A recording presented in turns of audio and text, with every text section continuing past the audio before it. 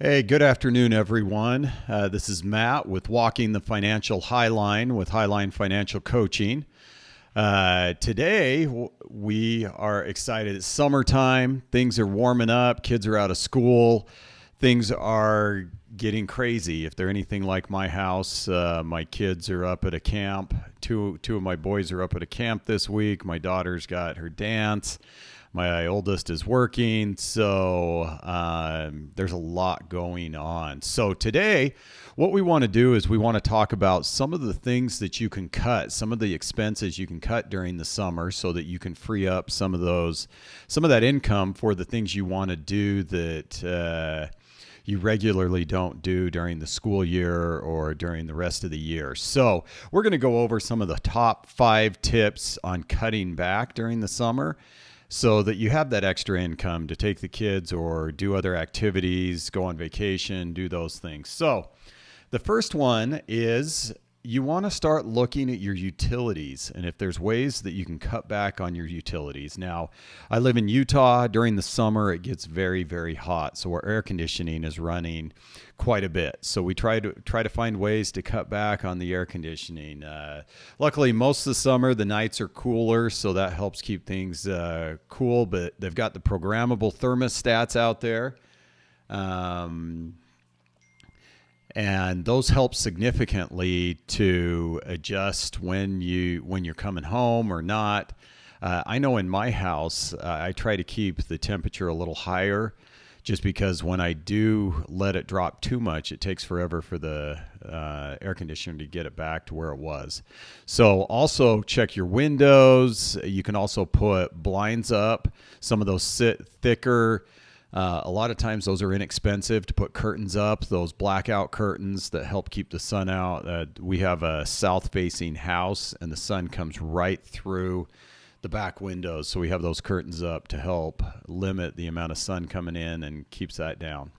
Also, you can look at the other things that you're not utilizing during that time, your utilities, see if there's ways to cut back. Watering for us is big in the summer because of the dry temperature. We have higher water bills, so there's ways to cut back by watering at night, making sure it's cooler. There's tricks to do that, to cut back on your water bill. And those two things, we've seen significant savings during the summer. Also, the second thing you want to do is find ways to reduce your grocery costs. So one of the ways to do that is you can look for the coupons that are coming out. We shop a lot at Costco and Sam's Club, and so they always have their sales, and that's when we'll stock up on certain things. Since we have a big family, I swear we go through 4 of those Costco chicken nugget bags every single month during the summer with all my kids and their friends, and those things. The food goes quickly, so any way that you can cut back on that. Meal plan, make it so that's a little easier. Cutting back on those things will make it easier. For me, I have to buy in bulk, so it is Costco.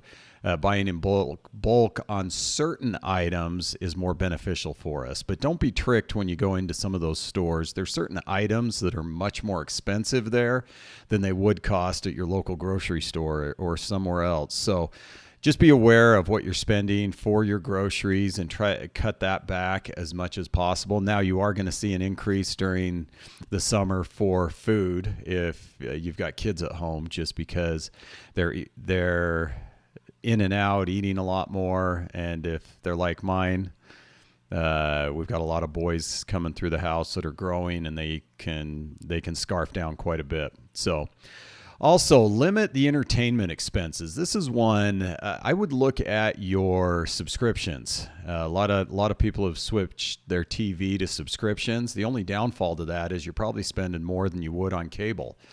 And during the summer, the shows are a lot more limited. If there's some of the local TV, we cut back on some of ours over the summer to save. You could easily save over $100 on some of those subscriptions if you cut some of those out. And for us, it pushes the kids outside more, gets them doing more activities if we cut back on some of those, their gaming subscriptions or the TV and movie subscriptions during the summer. So not only does it help us cut back on our expenses, but it helps our kids be more active and doing those things. So also you can take them visit libraries, movies, and games. You can get those at the library as well. You can also, there's a lot of outdoor activities that we've talked about in the past. Our city has a huge fireworks show and does activities for a week that a lot of them are fun depending on the age of your kids. So also, one that's huge for most people is cutting back on dining out. Dining out is a very easy way to spend a lot of money. I've worked with people, as I've coached, I've worked with people that are spending thousands of dollars every month eating out, where they could cut that bill down by 75% if they just meal planned or did more things at home. You can also do a lot more barbecues and picnics. And if you are going to go out, see if there's some happy hour deals that you can get in for. I know one of our favorite restaurants during the slower times of the summer will offer a happy hour discount if you get there before 6:30. And again, I guess we're getting older when we can go to dinner at 5 o'clock and it feels great. So look for those things to cut it down a little bit. Number 5 is trim some of the travel costs. When you're looking at traveling during the summer, we want to have fun with our kids. We want to do some of those things. One of the things we did for trimming that down is living in Utah, we have a lot of national parks, and we love going to see the national parks. And so my daughter just finished 5th grade, and for 5th graders, they offer a free national park pass that you can, for the full year, you can get into any of the national parks throughout the country. So that's one for us. Those are typically, they're either $30 a piece to get into those parks, or you can buy the pass. It's $80 or $90. So that was one way we saved on that, and it makes it nice to go down to one of those parks, drive through it, see some of the sights. Here in Utah, we can get to any of those within a couple hour drive, so it can even be a day trip for us. And then budget the accommodations. A lot of times if you book too quickly and don't check it out, you're going to spend more. If you book on a very busy weekend, you're going to spend 2 to 3 times what you would typically be charged.